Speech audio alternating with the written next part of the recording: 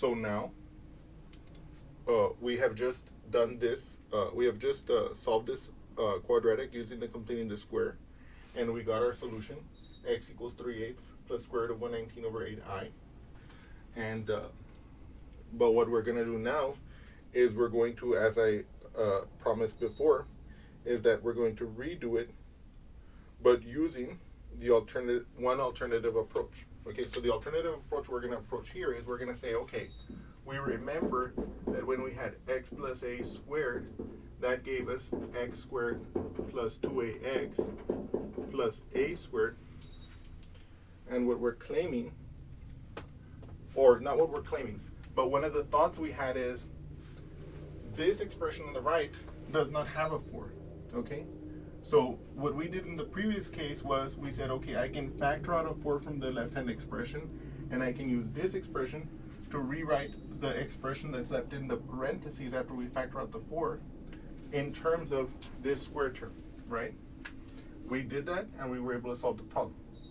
But another thought we had was, aha, this is an algebraic equation. It tells us that this expression, or it's an identity rather, this expression is exactly equal to this expression, okay? So that means if I multiply the left-hand side by 4, so 4x plus a squared, that must also equal to 4 times this, which will give us 4x squared plus 8ax plus 4a squared, right? And so what we're going to now do, let me write that big over here. So we know that 4x plus a squared is equal to 4x squared plus 8ax plus 4a squared, okay? Why? Because I multiplied both sides of my original identity, this one, by 4, okay? So this identity is also true. But now, look what this is going to allow us to do.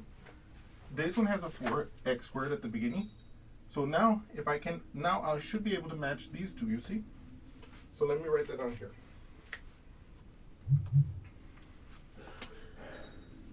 So I'm going to match this term, this like combination, with this combination.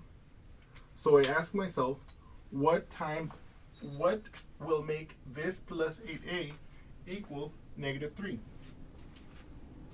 I can just make the equation. 8a equals -3, okay? Aha! Look at this. I'm going to divide by 8, right? And I can see that a is equal to -3/8. So therefore, I know if I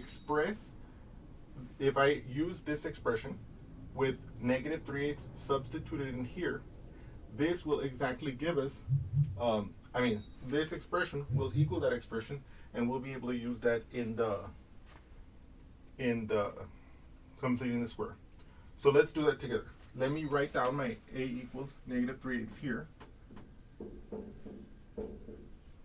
And now we're going to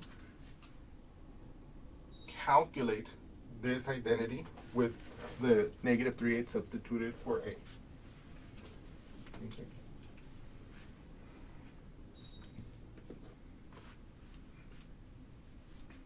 Okay, so I'm going to say, okay, so this will be 4 times, what's x plus -3/8? That's going to be x minus 3/8, okay? And that's squared, right? So that's going to equal to 4x squared plus 8 times -3/8 x plus, and then it'll be 4 times, I apologize about how crowded this is getting, -3/8 squared, okay? Let me erase that over there so we don't confuse ourselves with it.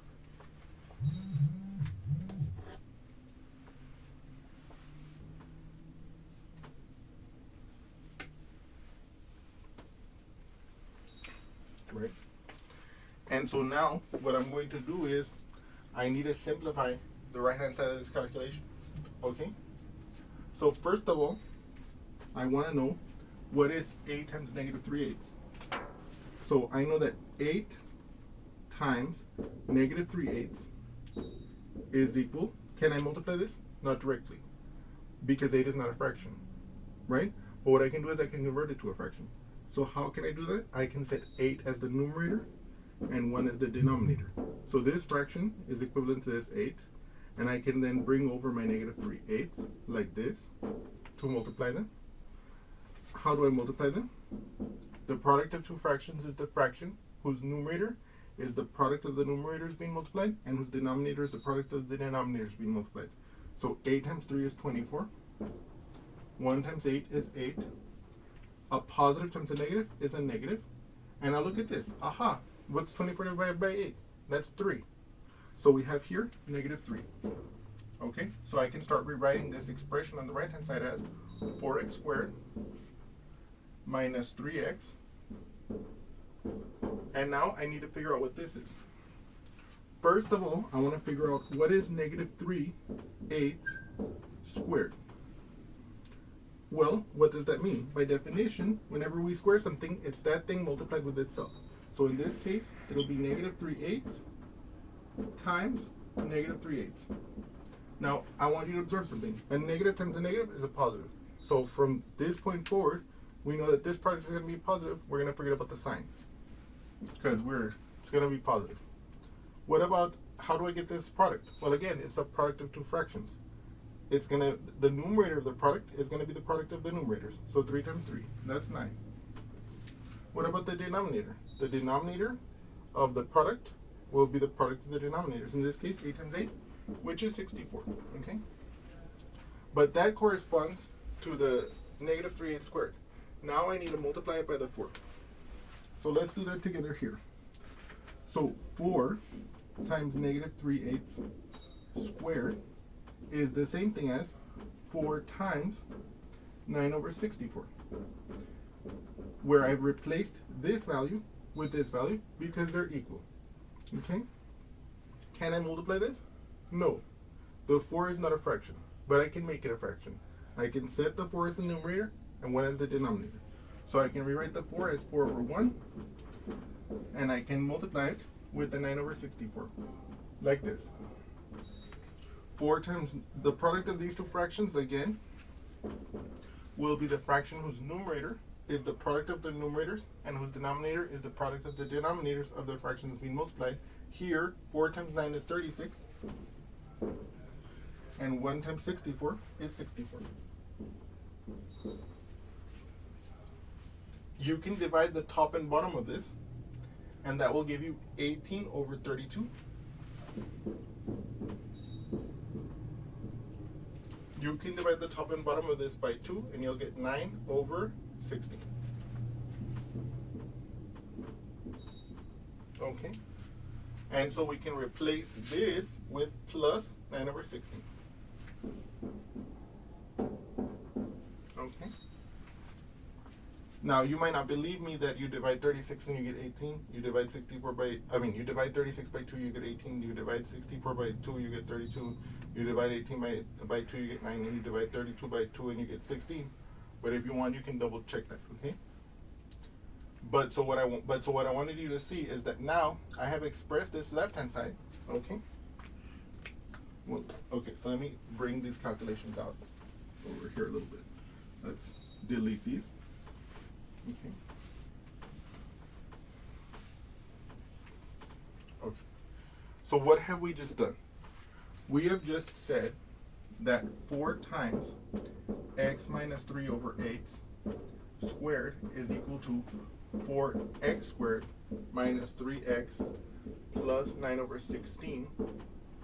I'm sorry, that 4 times x minus 3/8 squared is equal to 4x squared minus 3x plus 9 over 16. And look, just as we did this by design, you can see that I matched this first two terms here, right? So the way we're doing it is working so far. So now what I want you to observe is that, I can subtract 9 over 16 from this side, right? Minus 9 over 16. I can subtract that from this side, minus 9 over 16, and I can get the expression 4x squared minus 3x, that can be written as 4 times x minus 3/8 squared minus 9 over 16. You see? Because it's this expression minus 9 over 16. Okay? So now, I can use that expression on the left-hand side of this equation to replace for here. So let me do that here. So that'll give us 4, open parentheses, x minus 3 over 8 squared minus 9 over 16 plus 8 equals 0. Because we remember this expression equals that. I bring my plus 8 and that equals to 0. So now I can remove this parentheses and I get 4 x minus 3/8 squared minus 9 over 16 plus 8 equals 0. I need to now figure out what's going on here. I need to simplify this so that I can be able to continue this calculation. So let's do that over here. Let's delete this now.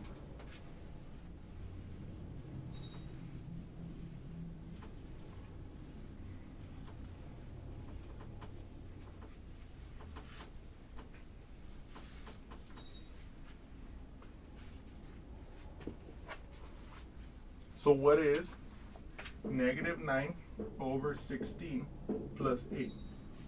Well, right off the bat, we don't know, because this is in terms of, this is a whole number plus a fraction, so we can't do it right away. We have to first convert that whole number into a fraction. So we know that we can do that by setting it as the numerator of a fraction and setting 1 as the denominator. So in this case, 8 over 1. Then we can ask ourselves, okay, can we now add these fractions? Not yet. They don't have the same denominator. But we can fix that also, okay?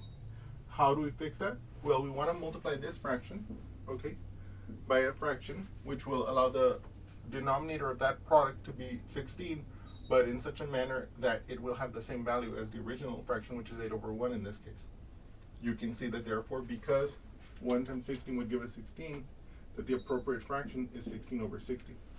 Now again, I want to remind you guys that whenever you're adding two fractions with different denominators, usually you'll have to multiply both fractions by a fraction to make them both have the same denominator.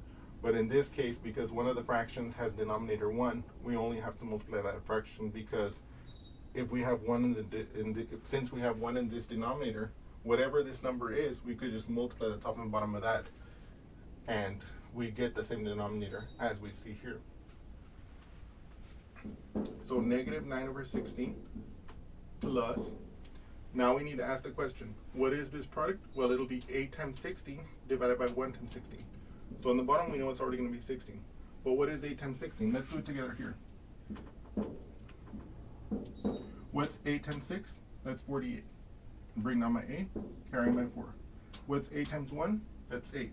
Plus 4, 12. Okay? And then you can see here that I'm adding two numbers of opposite sign. So that means that the sign of this sum will be the sign of the number with the larger absolute value. The absolute value of the 9 over 16 is 9 over 16. The absolute value of the 128 over 16 will be 128 over 16. The 128 over 16 has the larger absolute value out of these two, so the result of this sum will be positive.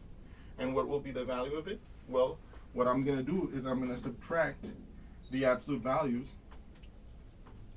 the larger value minus the smaller value. So in this case, what I'm going to do is I'm going to calculate 128 over 16 minus 9 over 16.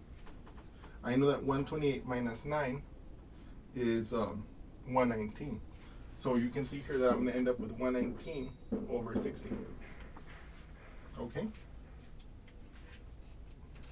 Okay. And how did I do that? Well, I did 128 minus 9, because when they have the same denominator, I just subtract the numerators and keep the denominator. Okay? So now look at what we have there. You can see here that this piece can be replaced with plus 119 over 16. So I have here that this equation becomes 4 times x minus 3/8 squared plus 119 over 16 equals 0. And then, by the way, this might look familiar to you guys, right? But so then I want to get this square term by itself. So the first thing I'm going to do is I'm going to subtract the 119 over 16 to the other side, okay? Like this. So I end up with 4 times x minus 3/8 squared equals negative 119 over 16. Okay? Right? Now, what we observe here is that, okay, so let me copy this up there so that we can continue this calculation. Okay.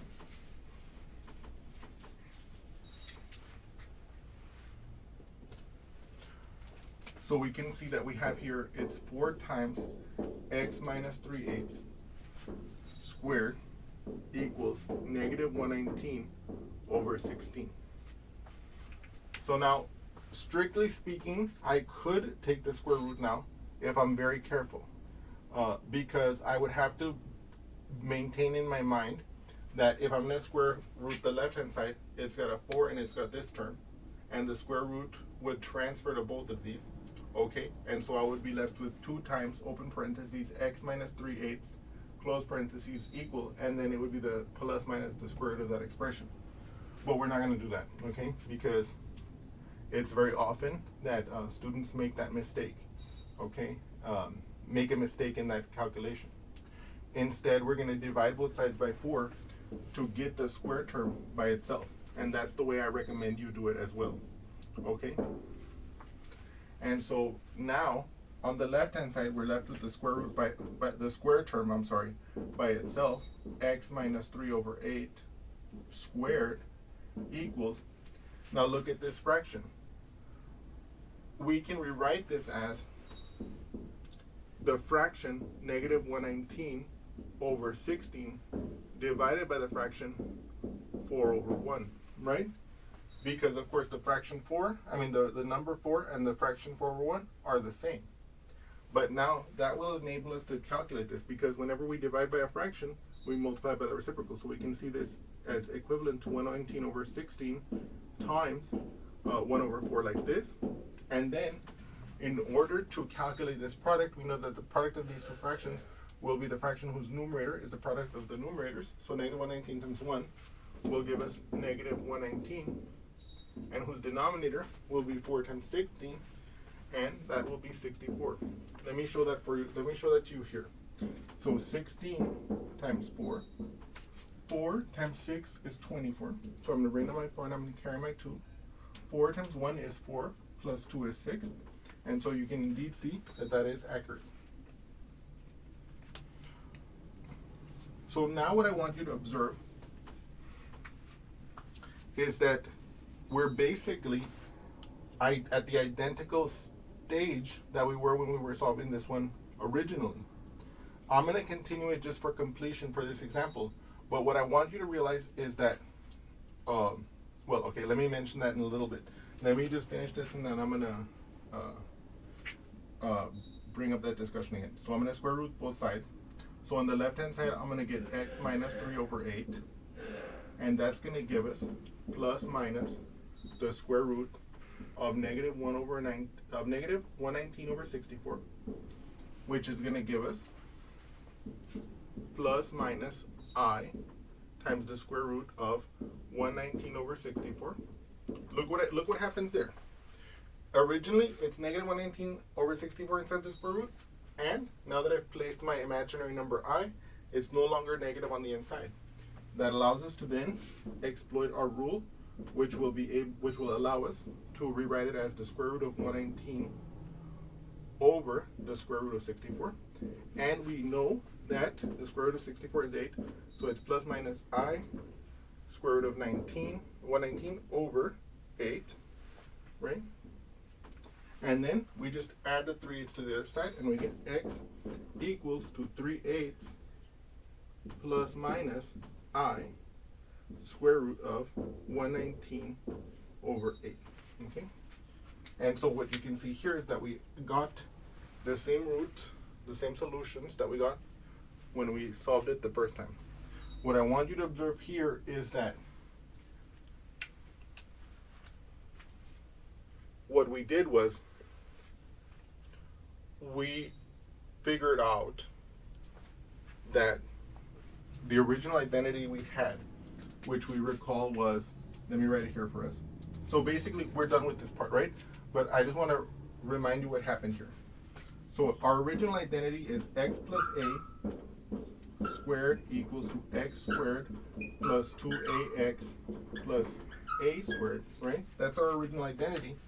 And we observed in this case that this one does not match the right-hand side, does not exactly match the left-hand side of that equation, because this one does not have a 4x squared and that one does.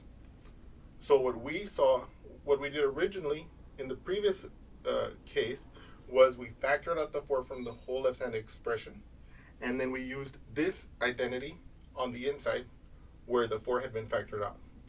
In this case, what we did is, this is an algebraic identity. This is true for any values of x and a.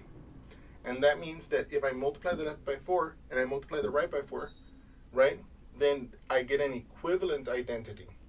And what we then did in this example is that by multiplying this identity by 4, and hence being able to get 4x squared plus 8ax plus 4a squared, we're able to find out what a makes that modified identity true. Makes that modified identity, the first two terms of that modified identity, equal to these two terms. And then we're able to use that to replace this piece with this piece, and then we just proceed as normal. So the key thing I want you to realize is this. For a lot of students, they think of the completing the square as a formula. What do I mean by formula here? I mean like a recipe. They don't, in a lot of cases, they don't realize that what we're actually doing is we're exploiting identities. And that so for example, since we're always using, or since we're always able to use the identity x plus a squared equals x squared plus 2ax plus a squared, we just never look beyond that to see that we can potentially use other identities in different cases. Now, of course, I'm not encouraging you to do that, but I just want you to let go of this idea of it being a formulaic thing, although, of course, that's helpful whenever you're solving quadratics. But I want you to realize that what we're really doing is we're exploiting the fact that what an identity means is that I can replace this with this, for example. And so that's, like, for example, I can solve for this in a given case, the x squared plus 2ax for some value of x, for some value of a, and I can use that to replace, for example, in our factored case, it was x squared minus 3 over 4x, right? Or I can modify this identity to fit my problem, which is what we did in this case, right? In our case here, we multiplied it by 4, and we were able to use the modified identity to replace this term. Okay. I apologize. That explanation at the end was super rambling, and I apologize about that, but I hope you got what I was trying to say. In any case, I hope you've enjoyed this example, and I look forward to seeing you again soon. Thank you so much.